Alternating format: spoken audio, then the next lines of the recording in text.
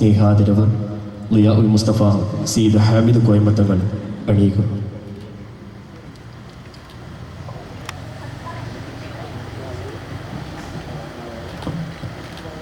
അല്ലാഹു അക്ബർ അല്ലാഹു അക്ബർ അല്ലാഹു അക്ബർ വലില്ലാഹിൽ ഹംദ്. കുറച്ച് മുന്നിൽ മാറിക്കോ. അല്ലാഹു അക്ബർ വലില്ലാഹിൽ ഹംദ്.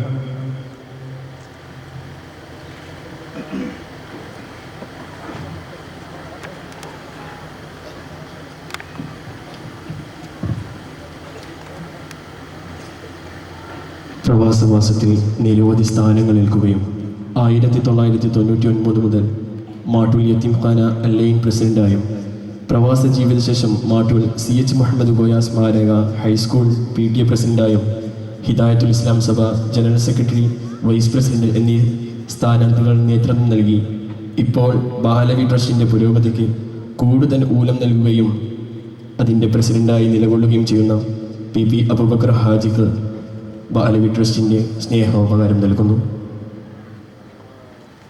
അല്ലാഹു അക്ബർ അല്ലാഹു അക്ബർ അല്ലാഹു അക്ബർ വലില്ലാഹിൽ ഹംദ്.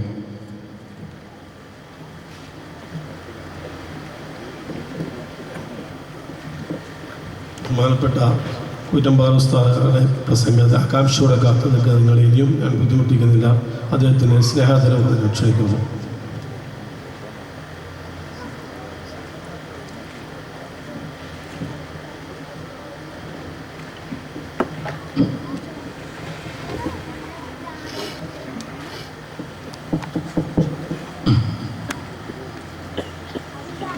أعوذ بالله من الشيطان الرجيم. بسم الله الرحمن الرحيم. إنا أعطيناك الكوثر فصل لربك وانحر إن شانئك هو الأبتر. صدق الله مولانا العلي العظيم. يا شيخنا يا قطب دائرة الولاية غوثنا المدد يا شيخ أجمير معين الدين. لا إله إلا الله لا إله إلا الله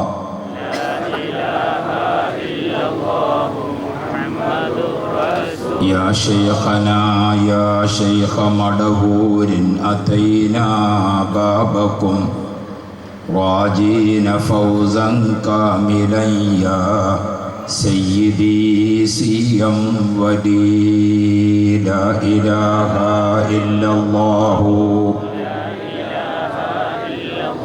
الله لا إله إلا الله عليها نحيا وعليها نموت وعليها نبعث إن شاء الله. الصلاة والسلام عليك يا سيدنا يا رسول الله. خذ بأيدينا قلت حيلتنا أدركنا. ഏറ്റവും ആദരണീയരായ സാദാത്യങ്ങൾ ഉലമാക്കൾ, ഈ പ്രദേശങ്ങളിലെല്ലാം ഉള്ള വിവിധ മേഖലകളിലെ പ്രധാനികളായ ഉമറാക്കൾ, അഹ്ലുസുന്നത്ത് വൽ ജമാഅത്തിൻ്റെ കർമ്മധീരരായ വിശ്വാസികൾ, സ്നേഹനിധികളായ ഉമ്മപങ്കന്മാർ, അല്ലാഹു സുബ്ഹാനഹു വ തആല സാദാത്തിൻ്റെ നേതൃത്വത്തിൽ ഇവിടെ ഒരുമിച്ച് കൂടാൻ ഭാഗ്യം ലഭിച്ച നമുക്കെല്ലാം കുടുംബസമേതം സ്നേഹജനങ്ങൾ ഒന്നിച്ച് ഹബീബ് മുഹമ്മദ് മുസ്തഫ സ്വല്ലല്ലാഹു അലൈഹി വസല്ലമ തങ്ങളോടൊത്ത് സ്വർഗത്തിലിരിക്കാൻ ഭാഗ്യം നൽകുമാറാവട്ടെ. ആമീൻ. നമ്മോടൊപ്പം നിന്ന് ഇത്തരം സംഗതികളെല്ലാം സഹായിച്ചും സഹകരിച്ചും പ്രവർത്തിച്ചു ഒട്ടനേകം ചെറുതും വലുതുമായ സഹോദരി സഹോദരന്മാർ ഉണ്ടായിട്ടുണ്ട്. നമ്മെ നാമാക്കി വളർത്തിയെടുത്ത മാതാപിതാക്കളും മശായിഖുമാരും വഫാത്തായവരുടെ ദറജ നീ വർദ്ധിപ്പിച്ചു കൊടുക്കണേ അല്ലാഹ്. നാം എല്ലാം ഇവിടെ ഒരുമിച്ച് കൂടിയിരിക്കുന്ന മഹാനവറുകൾ ഹബീബുന മുഹമ്മദ് മുസ്തഫ സ്വല്ലല്ലാഹു അലൈഹി വസല്ലമ തങ്ങളുടെ കുടുംബ പരമ്പരയിലെ 35ാമത്തെ പൗത്രൻ. നമ്മുടെ ഈ മാട്ടൂരിൽ 1971 മുതൽ 86 കൂടിയ 16 വർഷക്കാലത്തെ കാലി ബഹുമാനപ്പെട്ടവരുടെ സമകാലികരായ വലിയ മഹാന്മാരിൽ എണ്ണപ്പെടുന്ന ബഹുമാനപ്പെട്ട കണ്ണിയത്ത് ഉസ്താദ് അല്ലാഹു ദറജ വർദ്ധിപ്പിക്കുമാറാവട്ടെ. ബഹുമാനപ്പെട്ട PA ഉസ്താദ് അല്ലാഹു തആല ദറജ വർദ്ധിപ്പിക്കുമാറാവട്ടെ. ബഹുമാനപ്പെട്ട MA ഉസ്താദ് അല്ലാഹു ദറജ വർദ്ധിപ്പിക്കുമാറാവട്ടെ. കൻസുൽ ഉലമ ചിത്താരി ഉസ്താദ് അല്ലാഹു ദറജ വർദ്ധിപ്പിക്കുമാറാവട്ടെ. ബഹുമാനപ്പെട്ട താജുൽ ഉലമ ഉള്ളാളത്തെ ഉപ്പാപ്പ അല്ലാഹു ദറജ വർദ്ധിപ്പിക്കുമാറാവട്ടെ. അവരെല്ലാവരും ഇൽമ കൊണ്ടും തഖ്വ കൊണ്ടും അംഗീകരിക്കപ്പെട്ട വ്യക്തിത്വം. അതാണ് നമ്മൾ അനുസ്മരിക്കുന്ന നമ്മുടെ നാട്ടിലെ ഖാദി കൂടിയായ മഹാനവർ. അവരുടെ ഈ ഉറൂസ് മുബാറക്ക് നടക്കുമ്പോൾ ഈ സാദാത്തുകളുടെ വേദിയിൽ സംബന്ധിക്കാൻ നമുക്കൊക്കെ ഒരു അവസരം കിട്ടുന്നത് ഒരു പുണ്യമായും നാളെ ആഖിറത്തിലേക്കുള്ള ഒരു നിധിയായും കണക്കാക്കിയിട്ടാണ് ദൂരെ നിന്ന് ഞാനും ഇതിലെത്തിപ്പെട്ടത്. ഒരു പ്രസംഗം ചെയ്യണം എന്നുദ്ദേശിച്ചല്ല. ബീവിമാരും സയ്യിദന്മാരും എല്ലാം കൂടുന്ന സഭയിൽ കൂടുമ്പോൾ അത് നമുക്കൊരു വലിയ ബറക്കത്താണ്. അക്കൂട്ടത്തിൽ ഇവരെല്ലാവരും കൂടി പ്രസംഗിക്കണമെന്ന് പറഞ്ഞാൽ നമുക്കറിയുന്ന കുറച്ച് കാര്യം പറയുകയും ചെയ്യാം. ഇവിടെ ഇരിക്കുന്ന എല്ലാ സയ്യിദന്മാരെയും നിങ്ങൾക്ക് അറിയുന്നത് പോലെ അത്ര അടുത്ത് എനിക്കറിയില്ല. ബഹുമാനപ്പെട്ട ശൈഖുന കോയമ്മ തങ്ങളവർ ഞങ്ങൾ വളരെ അടുത്ത് ഒരുപാട് മുമ്പേ അറിയും. അതിനു പുറമെ 4-5 പ്രാവശ്യം ഞങ്ങൾ ഒരുമിച്ച് ഹജ്ജും ഉംറയും ഒക്കെ യാത്ര ചെയ്യുകയും ചെയ്തിട്ടുണ്ട്. ആ നിലക്ക് തങ്ങളുടെ മോൻ വിളിച്ചിട്ട് ഉപ്പ പറയുന്നുണ്ട് ഈ പ്രാവശ്യത്തെ ആണ്ടിന് നിങ്ങളെ കിട്ടണം എന്ന്. പിന്നെ ഞാൻ വേറൊന്നും നോക്കിയില്ല. ഇൻഷാ അല്ലാഹ് ഇവിടെ വന്നപ്പോഴാണ് വഫാത്തായ സയ്യിദ് അവറുകളുടെ 3 മക്കളെയും ഒക്കെ പരിചയപ്പെടുന്നത്. നേരത്തെ പ്രസംഗിച്ച ബഹുമാനപ്പെട്ട തങ്ങളവറുകളും ഞാനും മർക്കസിൽ ഇപ്പോൾ പ്രധാന മുദരിസുമാരുടെ ഒരാളായ കട്ടിപ്പാറ ഉസ്താദിൻ്റെ ദർസിൽ പഠിച്ച കൂട്ടുകാരുമാണ്. അപ്പോൾ അൽഹംദുലില്ലാഹ് ഇവിടെ വന്നപ്പോൾ ഏറെ സന്തോഷം. മാട്ടൂൽ മൻഷയിൽ വർഷങ്ങളായി വരികയും ഞാൻ അറിയുന്ന എത്രയോ മുഖങ്ങൾ ഇവിടെ ഇരിക്കുന്നുണ്ട്. അല്ലാഹു സുബ്ഹാനഹു വ തആല നമുക്കെല്ലാവർക്കും ഖൈറിൻ്റെ വാതിൽ തുറന്നു തരുമാറാവട്ടെ. ഈ സഭയിലേക്ക് വരാൻ മനസ്സുകൊണ്ട് ആഗ്രഹമുണ്ട്. പക്ഷേ പ്രായം, രോഗം, ഗർഭം, പ്രസവം ഇങ്ങനെയൊക്കെയുള്ള കാരണങ്ങളാൽ വരാൻ സാധിക്കാത്ത സഹോദരി സഹോദരങ്ങൾക്ക് കൂടി ഇതിൻ്റെ ബറക്കത്ത് നീ നൽകണേ അല്ലാഹ് എന്ന് ദുആ ചെയ്തുകൊണ്ട് ബഹുമാനപ്പെട്ട കോയമ്മ തങ്ങൾക്കൊക്കെ എത്ര സമയം കൂടുതൽ ഇരിക്കാൻ കഴിയും എന്നതിനെക്കുറിച്ച് എനിക്ക് മനസ്സിൽ നല്ല ആശങ്കയുണ്ട്. അതുകൊണ്ട് അധികം നീട്ടാതെ സംസാരിച്ച് നമുക്ക് തങ്ങൾ പാപ്പയുടെ ദുആയിലേക്ക് കടക്കാം. അല്ലാഹുവേ നീ കബൂൽ ചെയ്യണം റഹ്മാനെ. പ്രിയപ്പെട്ട സഹോദരങ്ങൾ, ഇസ്ലാം എന്നത് അല്ലാഹുവിൻ്റെ ദീനാണ്. അതിന് മറ്റൊരു ഉടമസ്ഥനും ഇല്ല. ഈ പ്രപഞ്ചത്തിൽ കാണുന്ന എല്ലാ സൃഷ്ടിചരാചരങ്ങൾക്കും ഒരേ ഒരു ഉടമസ്ഥൻ, അത് അല്ലാഹു മാത്രമാണ്. അപ്പോൾ ഉടമസ്ഥനായ അല്ലാഹുവിൻ്റെ പ്രത്യേകത, അല്ലാഹു തആലക്ക് ഭാവി അറിയാം, ഭൂതം അറിയാം, വർത്തമാനം അറിയാം. നമ്മുടെയൊക്കെ ജീവിതത്തിൽ 18ാമത്തെ വയസ്സിൽ നാം വളരെ താല്പര്യത്തോടുകൂടെ ചെയ്ത കാര്യം 30ാമത്തെ വയസ്സിലെത്തിയപ്പോൾ നമുക്കത് അത്ര താല്പര്യമില്ല, അത് വേണ്ടിയില്ലായിരുന്നു എന്ന് തോന്നാറുണ്ട്. 30ൽ വളരെ ആവേശത്തോടുകൂടെ ചെയ്ത കാര്യം 40ലെത്തുമ്പോൾ എന്താ അതുകൊണ്ടൊക്കെ ഒരു കാര്യം എന്ന് തോന്നാറുണ്ട്. 40ൽ നമ്മൾ കെണിഞ്ഞ് ശ്രമിച്ചുണ്ടാക്കിയ കാര്യം 60ലെത്തുമ്പോൾ അതൊരു വിഡ്ഢിത്തമായിരുന്നു എന്ന് തോന്നാറുണ്ട്. എന്തുകൊണ്ടാണിത്?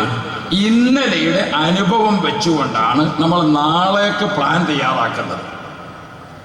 ഇന്നലെയുടെ അനുഭവം വെച്ചുകൊണ്ടാണ് നമ്മൾ നാളേക്ക് പ്ലാൻ തയ്യാറാക്കുന്നത്. അപ്പം നമുക്ക് ചെയ്തതിൻ്റെ പലതും വിഡിത്തമായിരുന്നു എന്ന് തോന്നും, ചെയ്ത പലതും നമുക്ക് സമയം നഷ്ടപ്പെട്ടു എന്ന് തോന്നും. ഇത് നമുക്കൊരു ഖേദമായി വന്നിട്ട് കഴിഞ്ഞ കാലത്ത് സംഭവിച്ചതിൽ ഖേദിച്ചിട്ട് കാര്യമുണ്ടല്ലോ. മുടിയൊക്കെ കൊഴിഞ്ഞു പോയിട്ട് ചീർപ്പ് സമ്മാനം കിട്ടിയിട്ട് എന്താ കാര്യമുണ്ട്? യാ ലൈതനി എന്ന് തുടങ്ങുന്ന 7 ആയത്തുകൾ ഖുർആനിൽ കാണാം.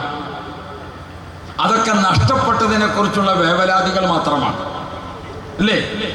അണ്ടിപ്പരിപ്പ് നമുക്ക് സമ്മാനം കിട്ടി, പക്ഷെ പല്ല് കൊഴിഞ്ഞു പോയിട്ടാണ് കിട്ടിയത്. ഇങ്ങനെ സമയത്ത് ചെയ്യാൻ സാധിക്കാതെ വിലപ്പെട്ടത് പിന്നെ കിട്ടിയിട്ട് കാര്യമില്ല.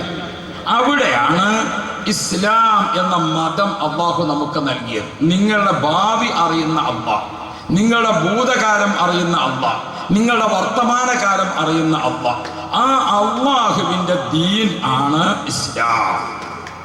അതുകൊണ്ട് പ്രിയപ്പെട്ട മുഅ്മിനുകളെ, നമ്മുടെ ഇന്നേക്കും നാളേക്കും എല്ലാം ആവശ്യമായതെല്ലാം ഖുർആനിലുണ്ട്. അതുകൊണ്ട് തന്നെ ഇവിടെ ആരെയാണ് സ്മരിക്കുന്നത്, എന്താണ് ഇതിൻ്റെ പ്രത്യേകത, അതിലേക്കൊക്കെ വരുന്നതിന് ഒരു ആമുഖം, ഒരു അടിത്തറ ഓർമ്മപ്പെടുത്തുക. അള്ളാഹുവിൻ്റെ വിശുദ്ധ ദീൻ, അള്ളാഹുവിൻ്റെ മതം, ആ മതത്തിൻ്റെ ആധികാരിക ഭരണഘടന അത് വിശുദ്ധ ഖുർആനാണ്.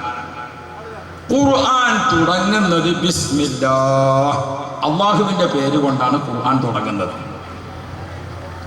അള്ളാഹുവിൻ്റെ പേര് കൊണ്ട് തുടങ്ങിയിരിക്കുന്ന ഖുർആൻ അവസാനിക്കുന്നത് ആരെ പേര് പറഞ്ഞുകൊണ്ടാണ്? മിനൽ ജിന്നത്തി വന്നാസ്. നിങ്ങൾ എൻ്റെ കൂടെ നിൽക്കണം. നിങ്ങൾ മഹ്ശറിൽ ഏടിട്ടിയമാതിരി ബേജാറായി നിന്നിട്ട് കാര്യമില്ല. ഒരു താല്പര്യത്തിൽ നിന്നെങ്കിലേ കാര്യമുള്ളൂ. അള്ളാഹു തആല ഖൈർ നൽകുമാറാവട്ടെ. മിനൽ ജിന്നത്തി വന്നാസ്, അന്നാസ് മനുഷ്യ. അള്ളാഹുവിൻ്റെ പേര് കൊണ്ട് തുടങ്ങിയിരിക്കുന്ന ഖുർആൻ അവസാനിക്കുന്നത് മനുഷ്യന്റെ പേര് കൊണ്ടാണ്. അപ്പോ ബിസ്മില്ലാഹ് അള്ളാഹിന്റെ പേര് കൊണ്ട് തുടങ്ങി, അന്നാസ് മനുഷ്യന്റെ പേര് കൊണ്ട് അവസാനിച്ചു. തുടക്ക അക്ഷരമാകുന്ന ബാ, ഒരു ആലങ്കാരികമായ ഒരു പദം പറയാം. തുടക്ക അക്ഷരമായ ബാ. ഒടുക്ക അക്ഷരം ഏതാണ്? സാ. നല്ല ആൾക്കാരായി. നാളെ ആരോ പറഞ്ഞു ഒടുക്കാക്ഷരം ഏതാന്ന് വെച്ചപ്പോൾ സാ ആണ്. അപ്പോൾ മദ്രസ പഠിക്കുമ്പോൾ ശരിക്കും പഠിക്കാനുള്ള കുഴപ്പമാണ്. ഒടുക്കാക്ഷരമായ സീന്. അപ്പോൾ ആദ്യത്തെ അക്ഷരമായ ബിസ്മില്ലാ ബാ, അവസാനത്തെ അക്ഷരമായ സീന്. ബാവും സീനും ചേർത്ത് വെച്ചാൽ ഒരു പദം രൂപപ്പെടും. അതൊന്ന് വായിച്ചു നോക്കാട്ടെ. ബസ്, ഇത് മതി. അള്ളാ എന്ന് തുടങ്ങി അന്നാസ് എന്ന് അവസാനിക്കുന്ന ഈ ഖുർആൻ ഉണ്ടല്ലോ, ബാ കൊണ്ട് തുടങ്ങി സീന് കൊണ്ട് അവസാനിക്കുന്ന ഈ ഖുർആൻ ഉണ്ടല്ലോ, ഈ ഖുർആൻ നിന്റെ ശൈശവത്തിലും നിന്റെ ബാല്യത്തിലും നിന്റെ യുവത്വത്തിലും നിന്റെ വാർദ്ധക്യത്തിലും ഉമ്മയുടെ ഗർഭാശയത്തിലും ഇന്ന് ഭൂമിയിലും നാളെ ഖബറിലും മറ്റന്നാ മഹ്ശറിലും നിന്റെ മണിയറയിലും നിന്റെ പൊതുസ്ഥലത്തും നിന്റെ പള്ളിയിലും നിന്റെ വീട്ടിലും നിന്റെ ബിസിനസ്സിലും നിന്റെ നിരീക്ഷണങ്ങളിലും നിന്റെ എല്ലാ രംഗത്തേക്കും മുസൽമാൻ നിനക്ക് ഇത് മതി. അല്ലാഹ് എന്ന് തുടങ്ങുന്ന ഖുർആൻ, അന്നാസ് എന്ന് അവസാനിക്കുന്നതിനിടക്ക് മനുഷ്യൻ എന്ന പ്രയോഗം ഖുർആനിൽ വിവിധ പദങ്ങൾ ഉപയോഗിച്ചുകൊണ്ട് 600 ചില്ലാനം സ്ഥലങ്ങളിൽ ഖുർആനിൽ മനുഷ്യൻ എന്ന പ്രയോഗം ഉണ്ട്. ഇത്രയധികം മനുഷ്യനെ പരാമർശിച്ചിരിക്കുന്ന ഒരു ഭരണഘടന ദൈവികമായോ മനുഷ്യനിർമ്മിതമായോ ലോകത്ത് വേറെയില്ല. ഒന്ന്. രണ്ടാമത്തെ, ബാ കൊണ്ട് ബിസ്മില്ല എന്നാരംഭിച്ച് സീന് കൊണ്ട് അവസാനിക്കുന്ന ഖുർആൻ 114 സൂറത്തുകളും നമ്മൾ സാധാരണ പറയുമ്പോൾ 6666 ആയത്തുകളും. ഇത് മുഴുവനും ഒരു ഹറക്കത്ത് വിട്ടുപോകാതെ മനഃപ്പാഠമാക്കിയിരിക്കുന്ന ആളുകൾ കുട്ടികളിലും വലിയവരിലും സ്ത്രീകളിലും യുവാക്കളിലും യുവതികളിലുമായി അറബികളിലും അനറബികളിലുമായി ലോകത്തിൽ ലക്ഷക്കണക്കിന് ജീവിച്ചിരിപ്പുണ്ട്. അമേരിക്കൻ ഭരണഘടന മനഃപ്പാഠമാക്കിയ ഒരാളും ഭൂലോകത്ത് ജീവിച്ചിരിപ്പില്ല. ഇന്ത്യൻ ഭരണഘടന മനഃപ്പാഠമാക്കിയ ഒരാളും ലോകത്ത് ജീവിച്ചിരിപ്പില്ല. ഇന്ത്യൻ ഭരണഘടനയുടെ ഒരു ആർട്ടിക്കിൾ ലോക കോടതിയിൽ ചോദ്യം ചെയ്യപ്പെട്ടാൽ ഇന്ത്യൻ ഭരണഘടനയുടെ ആധികാരികമായി സംസാരിക്കാൻ ഡോക്ടർ എൻ.എ. പാൽക്കിവാല സാറിന് പോലും ഭരണഘടന മനഃപ്പാഠമല്ല. 3 വയസ്സായ കുട്ടി മുതൽ 100 വയസ്സായിരിക്കുന്ന വൃദ്ധന്മാർ അടക്കം ഖുർആൻ മനഃപ്പാഠമാക്കിയത് ലോകത്തിൽ ലക്ഷക്കണക്കിന് അറബികളിലുണ്ട്, അനറബികളിലുണ്ട്. ഇങ്ങനെ ഒരു ഗ്രന്ഥം അല്ലാഹുവിന്റെ കലാം മാത്രമാണ്. ഖുർആൻ അതിന്റെ മുഅ്ജിസത്ത്, ഖുർആൻ അതിന്റെ അമാനുഷികത നമുക്ക് ബോധ്യപ്പെടാൻ ഇതിലധികം മറ്റൊന്ന് വേണ്ടതില്ല. 2, ലോകത്തെ ബൈബിളും ഭഗവത്ഗീതയും ഒക്കെ അടക്കമുള്ള ദൈവിക ഗ്രന്ഥങ്ങൾ, എൻസൈക്ലോപീഡിയ അടക്കമുള്ള ഒട്ടേറെ ഗ്രന്ഥങ്ങൾ, ലോക രാഷ്ട്രങ്ങളെ ഭരിക്കുന്ന UN അടക്കമുള്ള ഭരണഘടനകൾ, ഇതെല്ലാം എടുത്തു നോക്കിയാൽ പാതിരാവിന്റെ കൂരിരുട്ടിലും നട്ടുച്ച സമയത്ത് വെളിച്ചത്തിലും വ്യത്യാസമില്ലാതെ 24 മണിക്കൂറും ലോകത്തെ വീടുകളിലും ബിസിനസ് കേന്ദ്രങ്ങളിലും പള്ളികളിലും ആരാധനാലയങ്ങളിലും എന്ന് വേണ്ട ഭൂമിയിൽ 24 മണിക്കൂറും പാരായണം ചെയ്യപ്പെട്ടുകൊണ്ടിരിക്കുന്ന ഏക ഗ്രന്ഥം വിശുദ്ധ ഖുർആൻ മാത്രമാണ്. ഖുർആനിന്റെ അമാനുഷികത ബോധ്യപ്പെടാൻ അധികം സഞ്ചരിക്കേണ്ടതില്ല. ആ ഖുർആൻ അല്ലാഹ് എന്ന പേര് കൊണ്ട് തുടങ്ങി അന്നാസ് എന്ന് അവസാനിപ്പിക്കുമ്പോൾ അതിന് അല്ലാഹു തആല എടുത്തിരിക്കുന്ന സാവകാശ സമയം നമുക്ക് ബോധ്യപ്പെടുത്തി തന്നത് 23 വർഷമാണ്. 23 വർഷം. അതുകൊണ്ടാണ് വിശുദ്ധ ഖുർആനിന്റെ അവസാനത്തെ സൂറത്തുൻ നാസ്, അത് 80 അക്ഷരങ്ങളും 6 ആയത്തുകളും 10 കലിമത്തുകളുമാണ്. ആ 80 അക്ഷരങ്ങളിൽ നിന്ന് ആവർത്തന ഹറഫുകൾ ഒഴിവാക്കിയാൽ അതിൽ അടങ്ങിയിരിക്കുന്ന അക്ഷരങ്ങളുടെ എണ്ണം 23. ആ 23 നൽകുന്ന സൂചന ബിസ്മില്ലാ എന്ന് തുടങ്ങി അന്നാസ് എന്ന് അവസാനിക്കുന്നതിനിടയ്ക്ക് ഇതിന് എടുത്തിരിക്കുന്ന സമയം 23 വർഷമാണ് എന്ന് ബോധ്യപ്പെടുത്തുമ്പോൾ അതിലെ ഹറഫുകൾ അല്ലാഹു തആല ക്ലിപ്തപ്പെടുത്തി നമുക്ക് നൽകുന്നുണ്ട്. ജമീഉൽ ഇൽമി ഫിൽ ഖുർആനി ലാകിൻ തഖാസറ അൻഹു അഫ്ഹാമുർ റിജാലി. അറിവ് മുഴുവനും ഖുർആനിലുണ്ട്. പക്ഷേ ആ ഖുർആനിൽ നോക്കി അത് മനസ്സിലാക്കാൻ അല്ലാഹു അനുഗ്രഹിച്ചവർക്ക് മാത്രമേ സാധിക്കൂ. ഏക്ക് പ്രൊഫസർ കാലിഹേ എന്ന് പറയുന്ന കാഫിഹേ എന്ന് പറയുന്ന ആളുകളുണ്ട്. ഇത് മനസ്സിലാക്കാൻ ഭാഷ പഠിച്ച ഒരു പ്രൊഫസർ മതി. പണ്ടൊരാൾ ചോദിച്ചു കത്തര എന്ന് പറഞ്ഞാൽ എന്താ മയനാന്ന് ചോദിച്ചു. കൊന്നു എന്നാണ്. അപ്പൊ കുത്തിര എന്ന് പറഞ്ഞാൽ ചോദിച്ചു കുത്തിക്കൊന്നു എന്നാണ്. ഇതാണ് ഏത് പ്രൊഫസർ കാഫിഹേ എന്ന് പറഞ്ഞത്. ഇതനുസരിച്ച് ഖുർആൻ വ്യാഖ്യാനിക്കാൻ നിന്നാൽ, അതനുസരിച്ച് ഖുർആൻ പഠിക്കാൻ നിന്നാൽ അവർക്ക് ഖുർആൻ എവിടെയും ലഭിക്കുകയില്ല. ഖുർആൻ അവർക്ക് മനസ്സിലാവുകയും ഇല്ല. അതുകൊണ്ട് ഈ ഖുർആനിനെ നിങ്ങൾ മനസ്സിലാക്കാൻ അല്ലാഹു സുബ്ഹാനഹു വ തആല മനുഷ്യരെ പരിചയപ്പെടുത്തുകയാണ് ഖുർആനിൽ. മനുഷ്യരെ ഖുർആൻ പരിചയപ്പെടുത്തിയിട്ട് മൊത്തം മനുഷ്യനെ പറ്റി പറഞ്ഞപ്പോൾ ഖുലിഖൽ ഇൻസാനു ദഈഫ, പലതിൻ്റെയും കഴിവ് കുറവുള്ള ഒരു സൃഷ്ടിയാണ് മനുഷ്യൻ. ഞാനൊരു തമാശ പറഞ്ഞോട്ടെ. സയ്യിദന്മാരൊക്കെ ഉണ്ടാകുമ്പോൾ ഞാൻ അങ്ങനെ തമാശ പറയുന്നില്ല. പിന്നെ ഒരു തമാശ പറയാം.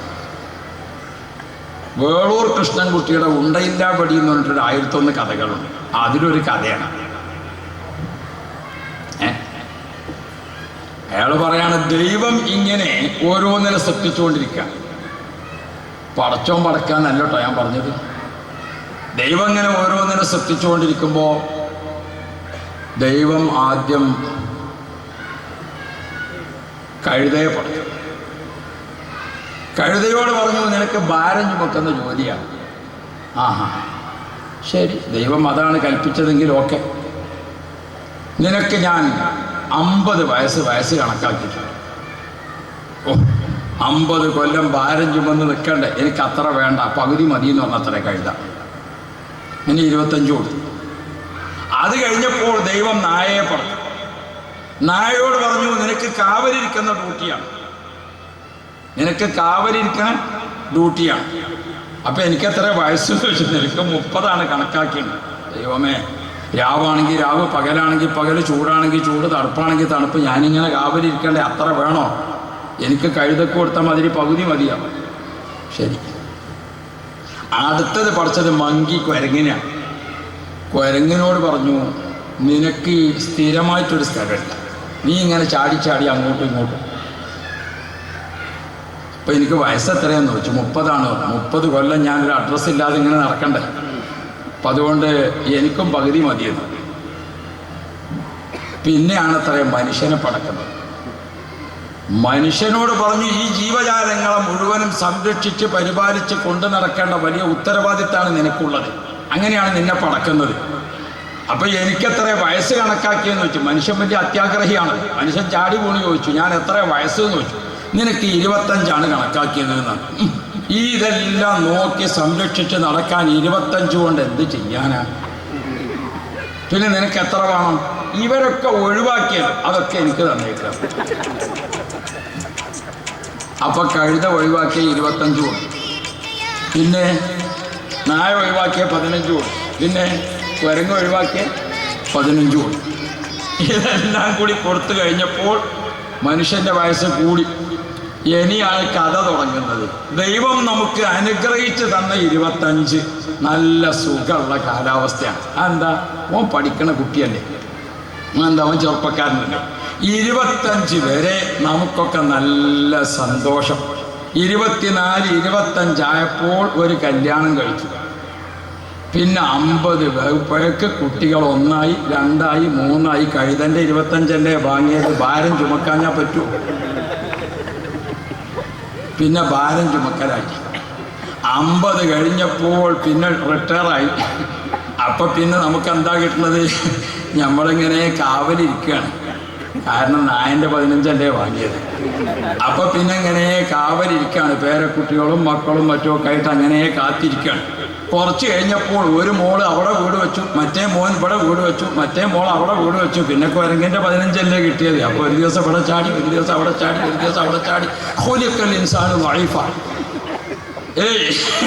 മനുഷ്യനെ സംബന്ധിച്ചിടത്തോളം അപ്പോൾ വേളൂർ കൃഷ്ണൻകുട്ടി ഒരു ഉണ്ടയില്ല വെടിവെച്ചതാണ്. ഞാൻ നിങ്ങളിപ്പോൾ കുറേ സമയം ഇരിക്കണേ. അപ്പോൾ ഒന്ന് ചിരിക്കണത് നല്ലതാണ് എന്നുണ്ട്. ഫല്യദ്ഹഖൂ ഖലീല എന്നുള്ള കലീലിൽ പെടാൻ വേണ്ടിയിട്ട് അള്ളാഹു തആല ഖൈർ നൽകുമാറാണ്. നമുക്ക് അള്ളാഹു തആല നൽകിയിരിക്കുന്ന ആയുഷ്കാലത്തെ ആകെ ആറ്റിച്ചുരുക്കി എടുത്താൽ 3 ദിവസമാണ് നമ്മുടെ ആയുസ്. നമ്മുടെ ആയുഷ്കാലം ആകെ 3 ദിവസമാണ്. ഒന്ന് ഇന്നലെ. നമ്മുടെ ആയുഷ്കാലത്തിൻ്റെ ഒരു ദിവസം ഇന്നലെ. നമ്മുടെ ഇന്നലെ എന്ന് ഓരോരുത്തരും ഒന്ന് കണക്കൂട്ടി നോക്കാം. എൻ്റെ ഇന്നലെ എന്ന് പറഞ്ഞാൽ എത്ര വയസ്സായി? നമ്മുടെ ഓരോരുത്തരുടെയും ഇന്നലെ പറയുമ്പോൾ എത്രയായി? നമ്മുടെ ആയുഷ്കാലത്തിൻ്റെ ഒരു ദിവസം ഇന്നലെയാണ്. ഇന്നലെ നമുക്ക് എന്തെല്ലാം ചെയ്യാൻ സാധിച്ചു? അത് നമുക്ക് നഷ്ടമാണോ ലാഭമാണോ? മുഹീദ്ദീൻ ഷേഖ് റളിയല്ലാഹു അൻഹുവിന്റെ ഇന്നലെയെ കുറിച്ച് പറയുന്നിടത്ത് ഒരു ചരിത്രത്തിൽ ബഹുമാനപ്പെട്ട മുഹീദ്ദീൻ ഷേഖ് റളിയല്ലാഹു അൻഹു 2 റക്അത്ത് നിസ്കരിച്ചു. ഒന്നാമത്തെ റക്അത്തിൽ ഫാത്തിഹയ്ക്ക് ശേഷം 1000 ആയത്തുൽ കുർസി ഓതി. രണ്ടാമത്തെ റക്അത്തിൽ ഫാത്തിഹയ്ക്ക് ശേഷം 1000 ഖുൽ ഹുവല്ലാഹു ഓതി. അങ്ങനത്തെ ഇന്നലകളാണ് മുഹീദ്ദീൻ ഷേഖ് തങ്ങൾക്ക് പറയാനുള്ളത്. നമ്മുടേതോ? നമ്മുടെ ഇന്നലെ എന്താണ്? ഓരോരുത്തരും ചിന്തിക്കാം. നമ്മുടെ ഇന്നലെ എന്താണ്? ഇന്നലകളിൽ നമുക്ക് എന്താണ് സമ്പാദിക്കാൻ സാധിച്ചത്? നഷ്ടമായോ? നഷ്ടമായെങ്കിൽ ഇനി വീണ്ടെടുക്കാൻ. പണ്ടൊരാൾ മരണപ്പെട്ടപ്പോൾ മയ്യത്തിനെ പൊതിയാനുള്ള തുണിക്ക് പറഞ്ഞയച്ച ഒരാൾ, അയാൾ തുണി കൊണ്ടുവന്ന് നോക്കുമ്പോൾ മഹാ താഴ്ന്ന തുണി. അപ്പൊ അവനോട് പറഞ്ഞു, എന്ത് തുണിയാണോ ഈ വാങ്ങിയത്? അപ്പോൾ ഓൻ പറഞ്ഞു ഇതിങ്ങനെയാണ് പോട്ടെ, ഇതിങ്ങനെ പോട്ടെ എന്ന് പറഞ്ഞാൽ ഇനി ഇയാൾക്ക് എപ്പോഴാണ് വേറെ വെച്ചു കൊടുക്കല്? അപ്പോ ഇന്നലകളിൽ നമുക്ക് നഷ്ടമാകുന്നുണ്ടോ? രണ്ടാമത്തെ നമ്മുടെ ജീവിതത്തിന്റെ രണ്ടാമത്തെ ആയുസ് ഏതാണ്? രണ്ടാമത്തെ ഒരു ദിവസം നാളെയാണ്. നാളെയെപ്പറ്റി നമുക്ക് എന്താണ് അറിയാം? നാളെയെപ്പറ്റി നമ്മുടെ കയ്യിലുള്ള വിവരം എന്താണ്? നാളെ ഈ ഇരിക്കുന്ന നമ്മളിൽ ആർക്കാണ് അറ്റാക്ക്, ആർക്കാണ് തളർച്ച, ആർക്കാണ് മറ്റെന്തൊക്കെ സംഭവിക്കുന്നത്? പ്രസംഗിക്കുന്ന ഞാനാണോ നിങ്ങളാണോ? അള്ളാഹു കാത്തുരക്ഷിക്കട്ടെ. നാളെയെപ്പറ്റി നമ്മുടെ കയ്യിൽ ഒരു പിടുത്തമല്ല. ഇനി നമ്മുടെ കയ്യിൽ ഉള്ളതേതാ? ഒറ്റ ദിവസം മാത്രം. അതേതാ? അത് ഇന്ന്. അത് ഇന്ന്. ഇന്ന് എന്താണ് ഒരു മനുഷ്യന് ചെയ്യാൻ പറ്റിയത്? ഇന്നലെ കഴിഞ്ഞുപോയി, നാളത്തെ പറ്റി അറിയില്ല. ഇന്ന് എന്താണ് ഒരു മനുഷ്യന് ചെയ്യാൻ പറ്റിയത്? ഇന്ന് ബഹുമാനപ്പെട്ട നമ്മൾ അനുസ്മരിക്കുന്ന ബഹുമാനപ്പെട്ട സയ്യിദ് അവർകൾ 11 റക്അത്ത് വിത്ർ നിസ്കരിക്കാതെ ഒറ്റ രാത്രിയിലും ഉറങ്ങിയിട്ടില്ല എന്ന് ബഹുമാനപ്പെട്ടവരുടെ സ്മരണികയിൽ പലരും എഴുതിയത് ഞാൻ കണ്ടു. 11 റക്അത്ത് വിത്ർ നിസ്കരിക്കാത്ത ഒരു രാത്രിയും ബഹുമാനപ്പെട്ടവർക്ക് പ്രായമായപ്പോഴും രോഗമായപ്പോഴും ക്ഷീണമായപ്പോഴും ഒക്കെ 11 റക്അത്ത് നിസ്കരിക്കാം. ദുഹ നിസ്കരിക്കാത്ത ഒരു ദിവസം ബഹുമാനപ്പെട്ടവരുടെ ജീവിതത്തിലില്ല. ഇങ്ങനെ അങ്ങോട്ട് മഹാന്മാരെ പറ്റിയിട്ട് നമ്മൾ പഠിക്കുമ്പോൾ അവരുടെ ഇന്നലകളെ കുറിച്ചിട്ട് ചരിത്രം പഠിച്ചാൽ പ്രിയപ്പെട്ട മുഅ്മിനീങ്ങളെ ധാരാളം കാണാം. ഇവിടെയാണ് നമ്മൾ ഓർക്കേണ്ടത് മഹാന്മാരും നമ്മളും. ഇനി നിങ്ങൾ ഖുർആനിലേക്ക് വരും. മനുഷ്യൻ എന്ന പ്രയോഗം ഖുർആനിൽ 600 ചില്ലാനം സ്ഥലങ്ങളിൽ ഉപയോഗപ്പെടുത്തിയപ്പോൾ നമുക്ക് ചർച്ചയ്ക്ക് വേണ്ടി ഈ വേദിയിലേക്ക് ആവശ്യമായ ഒരു വേർതിരിവ് കാണിക്കാം. എന്താണത്? വിശ്വാസികളെ വെച്ചുകൊണ്ട് ഖുർആനിന്റെ ഒരു ചർച്ച. എന്താണത്? അവിശ്വാസികൾ സൂറത്തുൽ കാഫിറൂൻ ഒരധ്യായം, കപട വിശ്വാസികൾ സൂറത്തുൽ മുനാഫിഖൂൻ ഒരധ്യായം, വിശ്വാസികൾ സൂറത്തുൽ മുഅ്മിനൂൻ ഒരധ്യായം. അപ്പം മൊത്തത്തിൽ അല്ലാഹു തആല പരാജയപ്പെട്ടവരെ, ഏറ്റവും കൂടുതൽ പരാജയപ്പെട്ടവരെ, ഏറ്റവും കൂടുതൽ വിജയിച്ചവരെ അവരെ പരിചയപ്പെടുത്തിക്കൊണ്ട് വിശ്വാസത്തിന്റെ ഭാഗമായി കാഫിറൂൻ, മുനാഫിഖൂൻ, പിന്നെ മുഅ്മിനൂൻ, ഇങ്ങനെ അല്ലാഹു തആല വിശ്വാസി ലോകത്തെ വേർതിരിച്ചുകൊണ്ട് ഖുർആനിൽ പരിചയപ്പെടുത്തിയപ്പോൾ 3 വിഭാഗം. ഇനി മുഅ്മിനീങ്ങൾ, നമ്മുടെ സഅദുദ്ദീൻ തങ്ങൾ അവർ പ്രസംഗിച്ചിട്ട് ഓർമ്മപ്പെടുത്തിയല്ലോ, മനുഷ്യരെല്ലാവരും ഒരുപോലെയാണ്, ഒരു സാധനം ഒരുപോലെയാണ്. നമ്മുടെ ശരീരത്തിൽ തന്നെ നോക്ക് നിങ്ങൾ, എല്ലാ അവയവങ്ങളും ഒരുപോലെയാണ്. എല്ലാ അവയവങ്ങളും ഒരുപോലെയാണ്. അല്ല, നമ്മൾ സാധാരണ നാട്ടിൽ നാടൻ മാട്ടത്തിൽ പറയും കണ്ണ് പോയെങ്കിൽ അതെന്താ മൂക്കിനെ പറ്റി പറയാത്തത്? മൂക്ക് ആവശ്യമില്ലാത്തതുകൊണ്ടാ. അതെന്താ നാവിനെ പറ്റി പറയാത്തത്? അപ്പൊ അവയവങ്ങളെ കൂട്ടത്തിൽ കണ്ണിന്റെ മഹോന്നത പദവി, അതിൻ്റെ അർത്ഥം കൈ വേണ്ട എന്നല്ല, ഓരോന്നിനും അതിൻ്റെതായ പ്രത്യേകതകളുണ്ട്. എന്നാൽ മനുഷ്യരുടെ കൂട്ടത്തിൽ ഏറ്റവും ഉത്തമരായ മുഅ്മിനൂൻ. ഇനി മുഅ്മിനീങ്ങളുടെ കൂട്ടത്തിൽ എല്ലാവരും തുല്യരല്ല. അല്ലാഹുവിന്റെ ഖുർആൻ നമുക്ക് പരിചയപ്പെടുത്തുന്നു, അല്ലാഹു തആല പ്രത്യേകം തെരഞ്ഞെടുത്ത കൂട്ടത്തിലെ അതിപ്രധാനികൾ, ആ അതിപ്രധാനികളെ മാത്രം പരിചയപ്പെടുത്തിക്കൊണ്ട് സൂറത്തുൽ അംബിയാ, മനുഷ്യരുടെ കൂട്ടത്തിൽ തെരഞ്ഞെടുക്കപ്പെട്ടവരെ പ്രത്യേകം പരിചയപ്പെടുത്തിക്കൊണ്ട് ഒരധ്യായം സൂറത്തുൽ അംബിയാ. ഇനി അംബിയാക്കളെല്ലാം തുല്യരാണോ? അല്ല.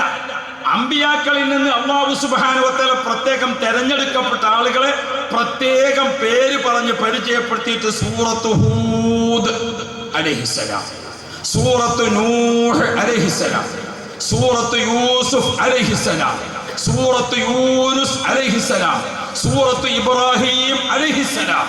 നോക്ക് നിങ്ങൾ, അംബിയാക്കൾ എല്ലാവരും തുല്യരല്ല.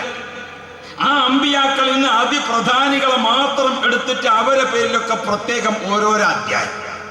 നമ്മളോട് ഇവരെ സംബന്ധിച്ചൊക്കെ നിങ്ങൾ പ്രത്യേകം പഠനം നടത്തി അറിഞ്ഞിരിക്കണം എന്ന് സൂചിപ്പിച്ചുകൊണ്ട് ഖുർആൻ കഴിഞ്ഞ കാല മഹാന്മാർ, കഴിഞ്ഞ കാല ചരിത്രം, ഓരോ വ്യക്തികളും ആരായിരുന്നു, ഓരോ വ്യക്തികളും